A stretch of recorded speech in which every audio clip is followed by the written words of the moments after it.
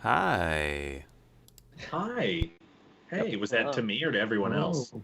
I mean, to you mostly, but I guess the other people too, if they, whatever. Well, Yeah, hi it to was to all of Phil you. only. Of course it was. Specifically Hello. to Phil. Well, hello, Phil, since you got your own specific hi. Hey, Andy. Hey, and hi to all of you. Thanks for hanging out. It's officially springtime. The snow was just a blip. Welcome to the Friday Big Bite. This is all about spring funtivities. So last week we talked about Twitch and did a bit of a deep dive, thanks to Rob and Jeff. And this week we're going to just roll into some other cool, fun digital activations that we've been seeing out there. And I thought it was kind of a fitting pivot from where we were last week with Twitch. CJ actually just shared with me this morning that Burger King made a menu court in NBA 2K21 where you can score free food. So, as we were talking about, brands are trying to find their way into this gaming space, trying to figure out how they can be, really integrated instead of just layered on top of a gaming experience. And this is a really awesome example of how to do that. Hey, Maddie, man. So I'll just click the video to play because that's probably the easiest way to explain it. But you do have to download this thing called the menu court in something called My League in NBA 2K21. I don't know if anybody watching this plays that. I actually do, so I know exactly what it's talking about.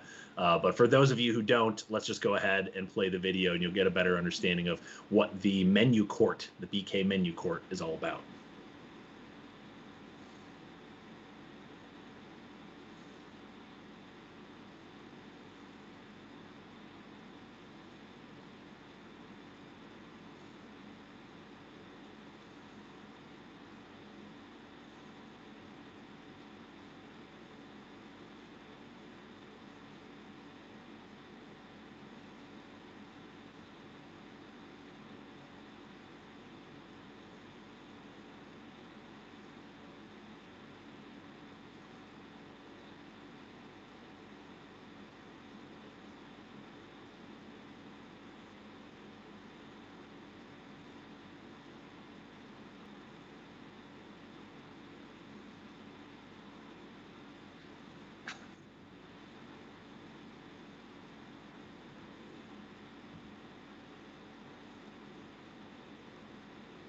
So that was So kind of sorry. a cool edit. Could you guys hear the sound from that too, or was I the only one hearing that? No, No I sound. think no Okay, sound. I should have been humming the music along. It was quite a bopper. So, as you can see, it's a really clever integration, and all they're doing is really they're not even custom developing anything inside this game. They're just understanding the rules of the road. So they're realizing that in this NBA game, you can make your own customized courts with your own artwork and place those on them. It's not like they're working with the game developers to make sure that when you are actually on that spot, it's triggering something and feeding into a database. Like it's none of that. As you saw in the video, they're simply making scores from there. And as long as you capture the video clip, which again speaks to how much they understand this audience, that they know that gamers can easily capture a clip of something they just did, then you share that back onto social using the specific hashtag. So again, it's not anything custom. It's actually completely free. Anybody could have done it. They just have the brand equity and the brand power to make something of it. So it's a great example of how they were able to incept themselves into an incredibly popular game, especially in the Twitch streaming community, and it layers in perfectly with their brand. So I thought it was a cool, fun thing, and also just shows the power of ingenuity versus engineering. So the other thing that I wanted to share that's kind of the opposite, the power of engineering, is actually from a local Rochester guy named Eric Wilder. He's a designer, an illustrator, an intermedia artist, and this is maybe a week late, but he built a Suez Canal bulldozer game that you can play. So it's kind of this sprightly Game Boy look and feel art. I don't know if you guys can hear this music or audio either. No? Okay. So you basically just play as this little bulldozer trying to move the Ever Given. It's super stuck. Straight out of Pokemon.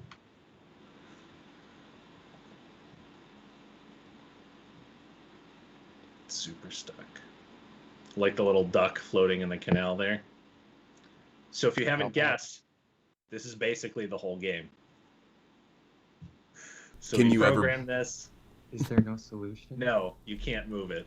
But he It did Reminds say me of our vote game.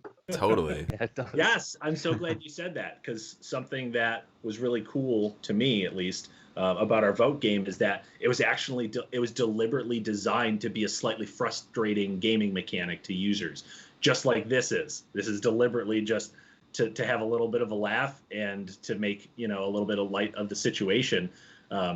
But there's nothing else you can do, just like in the vote game. So I'm so glad you said that, Jake, because that was instantly what I thought of. He did say now that it's been moved, he may try to patch the game so you can do something else. But he said he also might just not, because this was good enough as is. And what's really interesting is he got a ton of earned media coverage for making this game. It started out getting popular on Reddit all of a sudden, and then quickly took the Twitter sphere. Then all these gaming and digital sites. Yes, Matt. It's definitely got the Pokemon vibe, and the music is very similar if you go check it out. So we'll share the link to this, the Suez Canal Bulldozer. But again, very small effort as far as creative execution, and he got a ton of earned media coverage. If you just Google Eric Wilder and Suez Canal, he's got the first 2 pages, I think, are recent news publications and articles written about him making this. So really cool person to check out on Twitter, Eric Wilder. If you see any of his stuff out there, just again, thought this was fun, but also a really good example of some really simple activation that could get a lot of buzz with a minimal investment. So really 2 outside the box approaches. And that's what I got for you. Way Cool. cool. He wasn't contracted to do that, right? He just kind of did it on his own and totally. fun. He just did it completely on his own. Felt like it was. He makes all these different little games. In fact, I think he has another one based in the Rochester Library, maybe. But he's actually like a book cover illustrator and designer by trade. But he makes all these little micro games just for fun. Cool. Yeah. Awesome. Oh, I'm going to throw it to Phil now, which I know everyone is going to be excited about. So I imagine everyone's going to lean forward now that Phil is going to be sharing stuff. So go for it, Phil. I'm physically leaning forward, so I'm ready to hear myself. Rob, am I ready to go? You're ready to go, man. All right. So something that I thought was fun was, learning about UX. Who wouldn't think that is fun? So I came across this website created by a company called Castor and Pollux Group. I don't know if I'm pronouncing that right. It is a French company, and I'm not going to attempt that accent. But basically, this is like something that, this company did without a client. They just kind of did it for themselves. And, it's a really fun experience. It has a lot of personality to it. And it kind of leads up to a call to action to get in touch with them to get started on your next UX project. So kind of some shameless self-promotion with it as well. But in terms of the experience as a whole, it takes these 10 misconceptions for UX and kind of asks you questions or gives you prompts and teaches you about it along the way. But in addition to the learning, I thought of it as kind of like a catalog of micro interactions and subtle animations and some not so subtle animations. So I'll kind of click through it, and you can kind of see all the different elements that come together. You can see with a simple yes or no question, they've made it really fun and engaging. They have this fun fact that's flying across the screen that you can click, and I won't click through all of them, but just to show you an example how that interaction works, it blows up this circle. So it's kind of like, interrupting your experience, but in a fun way. You don't typically see a modal that's a circle. So it's kind of an unusual thing. You can also see like pagination across the top. I actually never noticed these question marks at the bottom, but I guess that's just another way to kind of jump between questions. But if you answer any of these questions, you'll get this feedback saying, well done, or if you answer it wrong, it'll let you know that, and it will kind of explain why you were right or wrong. And then once you want to move on from that question, you click I understood, and you continue on. So I thought this would be a fun thing to share for everyone to interact with on their own time. I'm going to go through a couple just to show you what they're like. Again, well done. There are some that's, the UX designer is the new webmaster of the 21st century. And it's just telling you to put this misconception in the trash. So not all of them are yes or no questions. And I thought that was just kind of a great way to get your attention, because it has a great tone to it as well. So this is like copy, design, animation, development, all coming together in a really great way. I love this. So I love I'm going to everything leave it about there this. so that you guys have something to play around with. I don't want to give it all away. That's It's awesome. interesting because it actually does a great job of guiding people who are maybe at any end of the spectrum as far as understanding the nuance of UX. And I think it can teach everyone something, even if you feel like you're pretty competent. It's a fun experience. I definitely think people should check it out.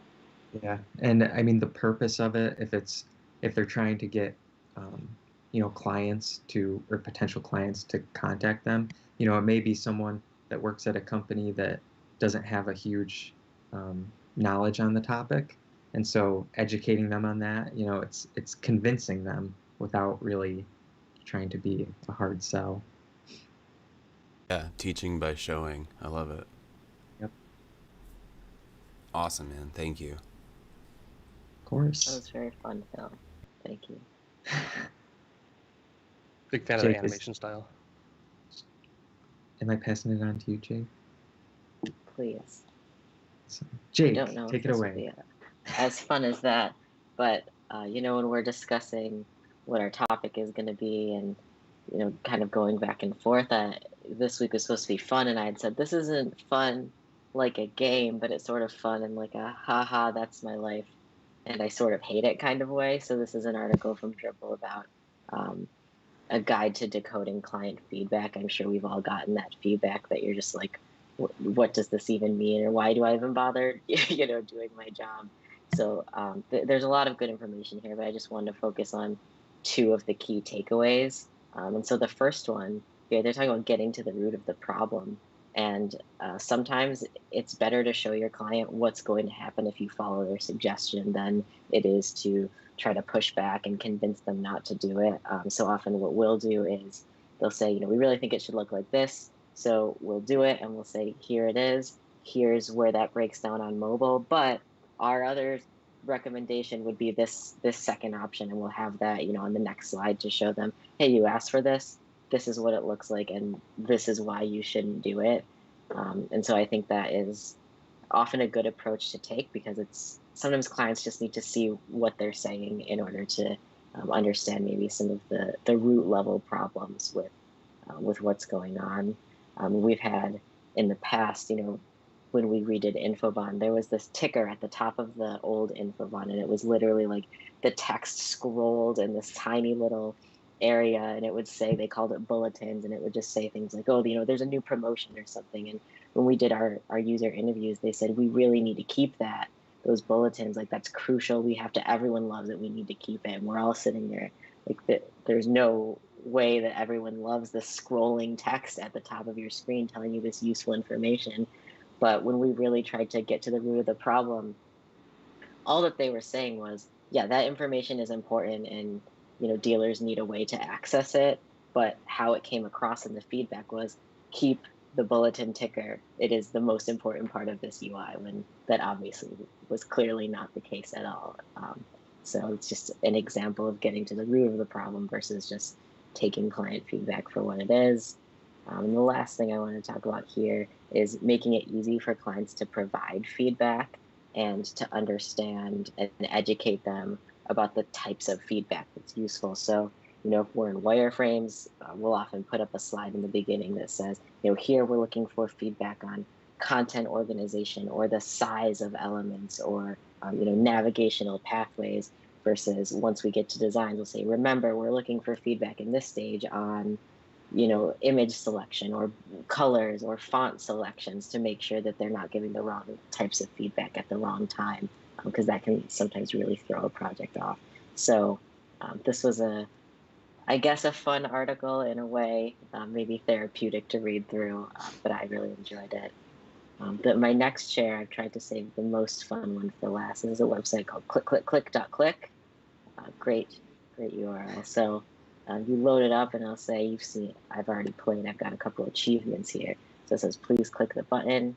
I've clicked it. And in the background, it starts just telling you what you're doing. So if I move over here, eventually it'll be like the subject has, moved around and, gone left and right.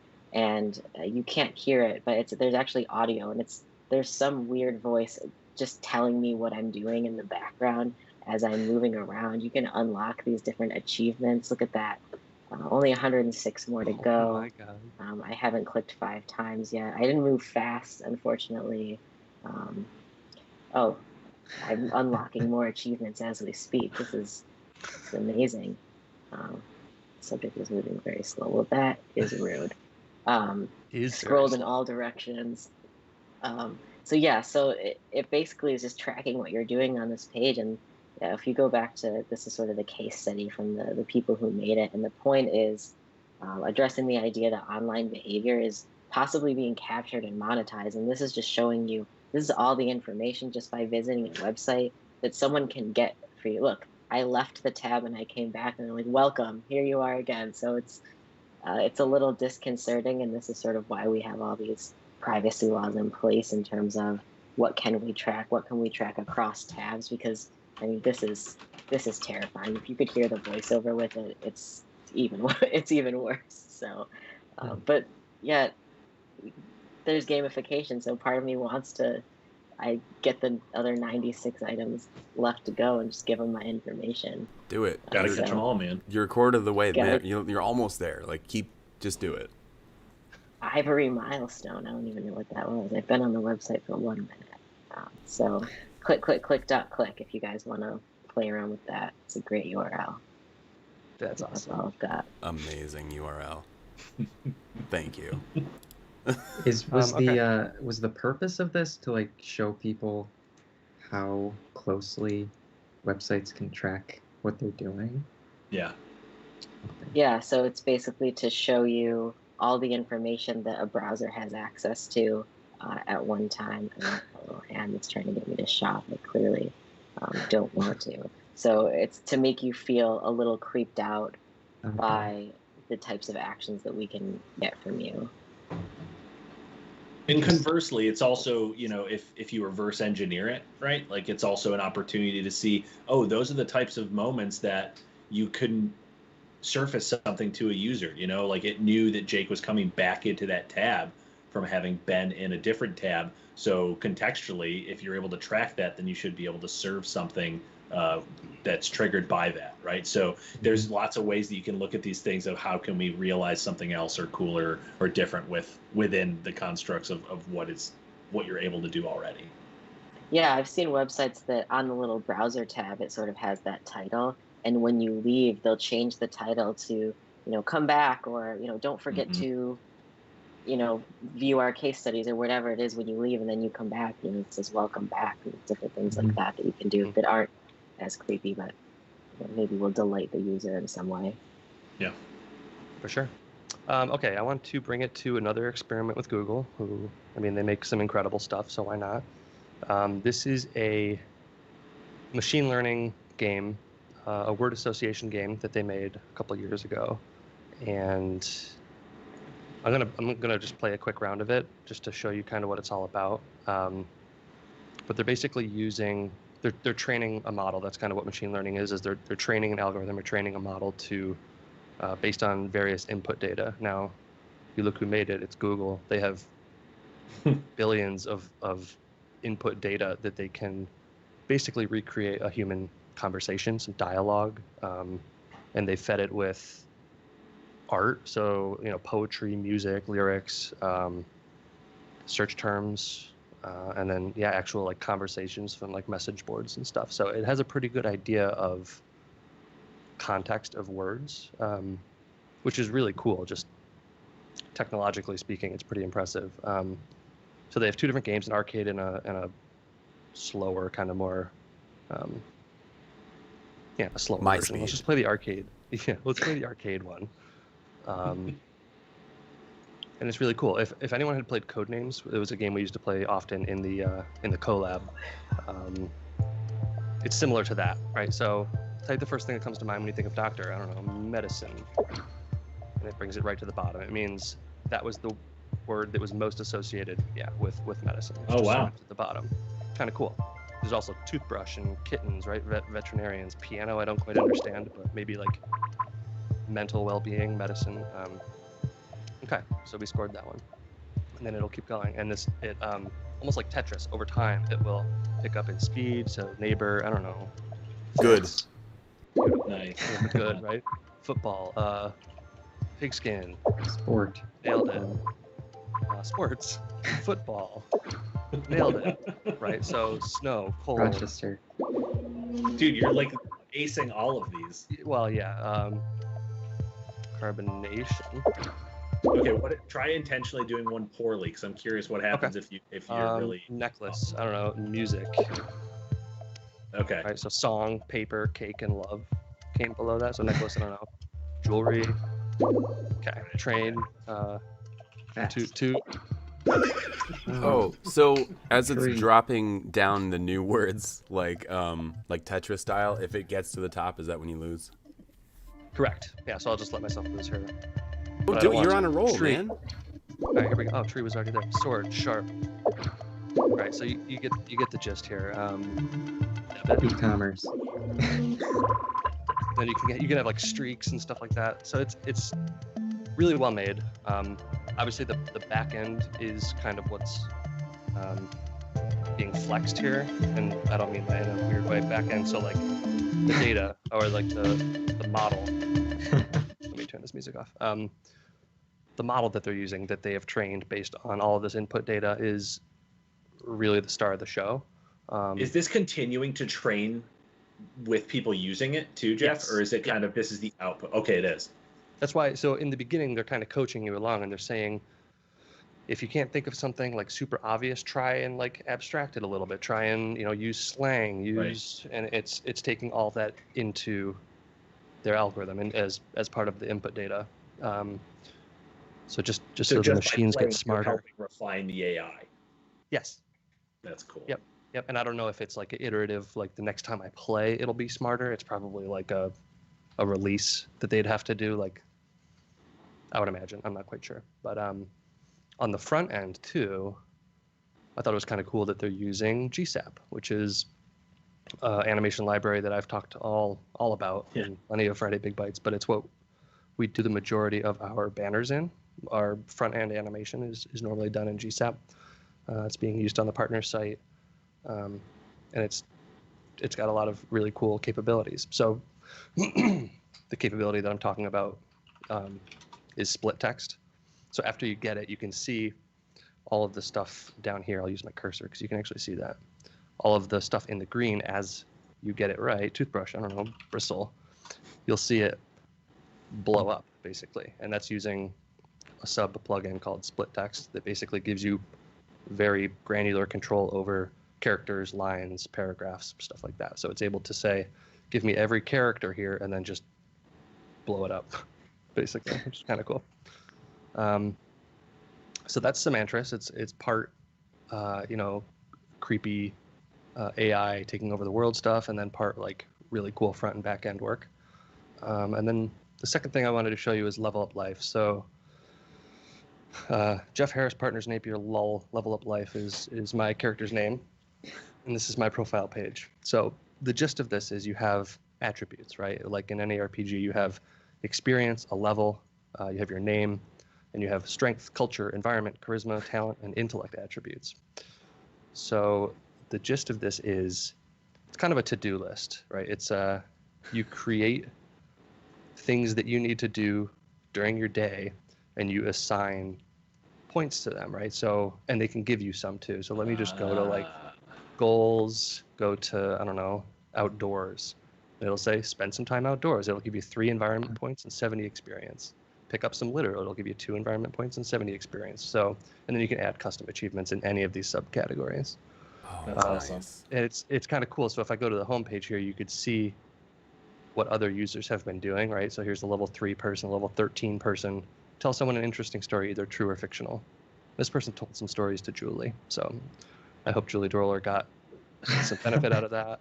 Yeah, I hope she got like some XP or like some culture points. Right. She at least was told a true or fictional story, so that's kind of cool. But I just thought this was an interesting way to implement something that's been done before, right? It's an intention list or a to-do list. And Yeah, it's a to-do list, but it's gamified and also turned into like a social platform where you can interact with other people based on their to-do list. That's really interesting. Yeah. So I thought super well done, super cool. Never seen anything like it. It's great. It's basically like the concept that I think was it Duolingo has for learning languages, and it's just applying that to everyday life, which is amazing. Like Right. I want to do stuff with my life now. I never knew what that was Love like, it. but now that I can Love get life. achievements for it. Go for a walk, done. And there's a bike image. It's interesting. So yeah, level up life. Go level up That's your awesome. life. Well, I think it's that nice. probably is a great place for us to wrap, considering most Oh, it is people 101. probably need to get back to leveling up their work life. Yes. Put your to-do list in here, and then input Right. it into Basecamp. And then ask Absolutely. Melissa or Lauren or Kate to make sure you have a due date for it. Can you put in a goal for me? Well, hopefully you guys had a little bit of fun to start off your hoppy weekend. So if you didn't get to catch all this, you're looking for any of those links, we'll go ahead and share them in the Big Byte email recap. So thanks for hanging out with us. Thanks for watching, spending some time. Let us know if there's ever anything you want to share. Thanks, CJ, for the Burger King share. Yeah, it was And cool. we'll shout you out if you got something worth sharing. Have a good weekend, everyone. Thanks, guys. Thanks.